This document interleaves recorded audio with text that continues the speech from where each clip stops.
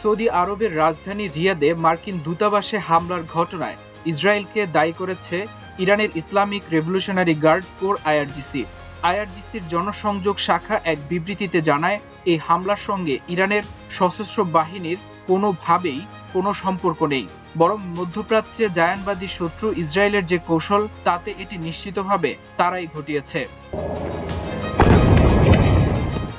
আইআরজিসির বিবৃতিতে আরও বলা হয়, ইরানের সশস্ত্র বাহিনী তাদের লক্ষ্যবস্তুর তালিকা আগে নির্ধারণ করে রেখেছে।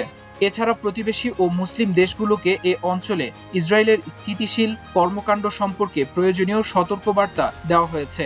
একই সঙ্গে মধ্যপ্রাচ্যের দেশগুলোকে যুক্তরাষ্ট্র ইসরায়েলের যৌথ ষড়যন্ত্রের বিরুদ্ধে সতর্ক থাকার আহ্বান জানানো হয়েছে।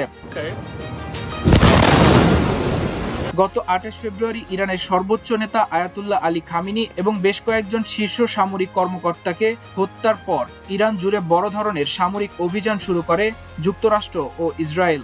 হামলায় ইরানের সামরিক ও বেসামরিক এলাকায় ব্যাপক ক্ষয়ক্ষতি হয়েছে, হতাহত হয়েছে বহু মানুষ। জবাবে ইরানের সশস্ত্র বাহিনীও মধ্যপ্রাচ্য এবং আঞ্চলিক ঘাঁটিগুলোতে থাকা মার্কিন ও ইসরায়েলি অবস্থান লক্ষ্য করে দফায় দফায় হামলা চালিয়েছে।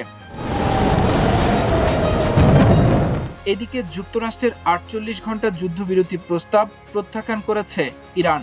ইরানের আধা সামরিক সংস্থা ফার্স্ট নিউজ গতকাল শুক্রবার এক নির্ভরযোগ্য সূত্রের বরাত দিয়ে জানিয়েছে, ইরান যুক্তরাষ্ট্রের দেওয়া ৪৮ ঘণ্টার একটি যুদ্ধবিরতি প্রস্তাব প্রত্যাখ্যান করেছে।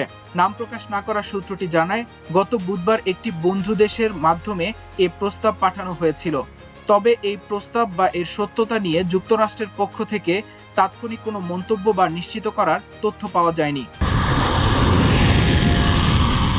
ফার্স্ট নিউজের প্রতিবেদন অনুযায়ী, মধ্যপ্রাচ্যে মার্কিন বাহিনী যখন ক্রমাগত উত্তেজনা ও চ্যালেঞ্জের মুখে পড়েছে, তখনই এ প্রস্তাব সামনে আসে।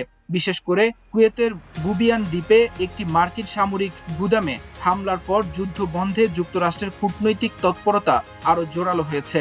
ইরান এ প্রস্তাবের কোনো লিখিত জবাব দেয়নি, বরং হামলার তীব্রতা বাড়িয়ে মাঠেই এর পাল্টা জবাব দিয়েছে। গত ২৮ ফেব্রুয়ারি থেকে ইরান লক্ষ্য করে যুক্তরাষ্ট্র ও ইসরায়েল হামলা শুরু করে। এতে এখন পর্যন্ত অন্তত ১৩৪০ জন নিহত হয়েছেন। জবাবে ইরান ও ইসরায়েল সহ জর্ডান, ইরাক এবং মার্কিন সামরিক ঘাঁটি রয়েছে এমন উপসাগরীয় দেশগুলোতে ড্রোন ও ক্ষেপণাস্ত্র হামলা চালাচ্ছে।